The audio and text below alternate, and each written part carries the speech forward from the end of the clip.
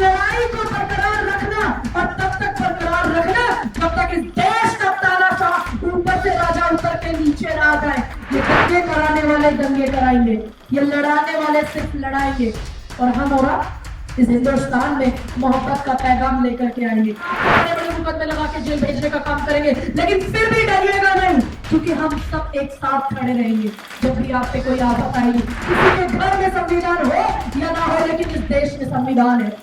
उस संविधान के हक में रह करके आप अपने प्रति सारे काम करा सकते हैं। आज गाजियाबाद का जो चुनाव है, अगर आप गाजियाबाद के प्रत्याशी से पूछोगे तो वो कहेंगे मैं तो अपने प्रधानमंत्री के चेहरे पर चुनाव लड़ रहा हूँ, मैं तो मोदी जी के चेहरे पर चुनाव लड़ रहा हूँ। लेकिन हमारी प्रत्याशी गाजियाबाद के मुद्दों पर चुनाव लड़ रही है। ध्यान रखना, आपके मुद्दों पर चुनाव लड़ रही है, आपके लिए चुनाव लड़ रही है। दिल्ली कैबिनेट में मिनिस्टर रहे नरेंद्र त्यागी जी, और अपनी बेटी को इतने अच्छे संस्कार देने वाले गाजियाबाद के पूर्व अध्यक्ष नरेंद्र भारद्वाज जी, यहाँ मंच पर बैठे बालकिशन जी, मदन सिंह चौहान जी, हमारे बड़े भाई दीपक आत्रे जी, श्रवण शर्मा जी, दानिश अली जी, और यहाँ इस प्रोग्राम को करने वाले इमरान जी और समस्त टीम। देखिए मुझे इतने ही नाम दिए गए थे, माफ कीजिएगा। समस्त टीम जिन्होंने भी ये प्रोग्राम रखा है, मैं उनका हार्दिक स्वागत और अभिनंदन करती हूँ। कैसे हैं आप सब? बढ़िया है। आपकी प्रत्याशी ठीक है? कोई कमी तो नहीं है? हाथ ऊपर करके बताइए कि आपकी प्रत्याशी डॉली शर्मा में कोई कमी तो नहीं है ना? ध्यान रखिएगा उस दौर को भी जब इस सरकार में कोरोना काल आया था और आपके भाजपा के जो प्रत्याशी हैं वो कैबिनेट में मिनिस्टर थे, स्वास्थ्य मंत्री थे उत्तर प्रदेश में, तब उनके फोन बंद थे, तो आपकी बहन डॉली शर्मा आपके बीच में थी। जब जब कोरोना काल आया, हमेशा से उन्होंने आपको धोखा दिया, चाहे वो किसान आंदोलन का दौर हो, चाहे वो बेटियों के बलात्कार की सुगबुगाहट हो, चाहे वो अभी मुरादनगर की 4 साल की बच्ची की खेमावती की चीखें हो, इन्होंने उस मुद्दे को भी दबाने का काम किया। और चाहे वो आपका मुद्दा हो, जब आपकी बहन बेटी आंदोलन कर रही थी दिल्ली में, आपको याद है? आपको डंडे बजा करके उठाने का काम किया था, आपकी बेटियों को डंडे मार के उठाने का काम किया था इस सरकार ने। याद है या भूल गए? तब हमारे कांग्रेस के बड़े बड़े दिग्गज नेताओं ने आपको बहुत सपोर्ट किया था। आपका वोट बहुत ज्यादा है इस लोकसभा में, और आपका वोट की कीमत बहुत है, क्योंकि आपके वोट को ये डलने नहीं देते हैं, और कभी कभी आप मायूसी से अपना वोट नहीं डालने जाते हो। इसलिए एक एक वोट आपको डालना है, अपने अड़ोसी पड़ोसियों का वोट डालना है, क्योंकि ये जीत सिर्फ डॉली शर्मा की जीत नहीं है, गाजियाबाद की सांसद बनने की जीत नहीं है।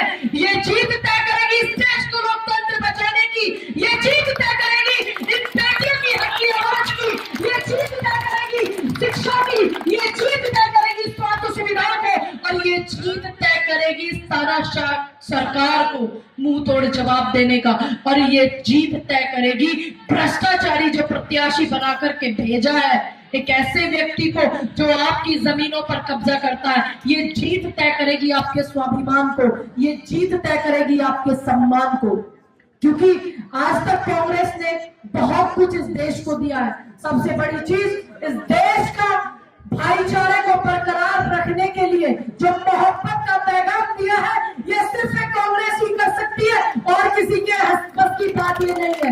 ये मोहब्बत का पैगाम वही बांट सकता है जिसने अपने परिवार से, अपने बुजुर्गों से मोहब्बत को सीखा है, और नहीं बांट सकते। ये दंगे कराने वाले दंगे कराएंगे, ये लड़ाने वाले सिर्फ लड़ाएंगे, और हम और इस हिंदुस्तान में मोहब्बत का पैगाम लेकर के आएंगे। भूलिएगा नहीं, इस देश में संविधान है, किसी के घर में हो या ना हो। हमारे नेता राहुल गांधी जी ने बोला है खुले मंच से, हमारे नेता अखिलेश जी ने बोला है, हमारी नेता प्रियंका गांधी जी ने बोला है, मल्लिकार्जुन खड़गे जी ने बोला, और आपके अपने बीच की नेता डॉली शर्मा ने बोला, किसी के घर में संविधान हो या ना हो, लेकिन इस देश में संविधान है। उस संविधान के हक में रह करके आप अपने प्रति सारे काम करा सकते हैं। हमारी सरकार जब थी, किसानों का कर्जा माफ हुआ, अब हम आ जाते हैं उस मुद्दे पर। हमारी सरकार थी, किसानों का कर्जा माफ हुआ 2013 में। भूमि अधिग्रहण बिल जो आया था तो पूरे देश के किसानों को फायदा हुआ। हमारे ऐसी सरकार थी जब 2014 में बलात्कार हुआ था दिल्ली में, तो उस बेटी को इलाज कराने के लिए विदेश भेजा गया था राहुल गांधी जी द्वारा, और उसके भाई को अच्छी शिक्षा और अच्छी नौकरी पर बिठाया और उन चारों कैदियों को फांसी की सजा हुई थी। ये कांग्रेस की सरकार थी। और आज जिन बेटियों का बलात्कार हो जाता है उन्हीं बेटियों की हत्या हो जाता है। क्यों?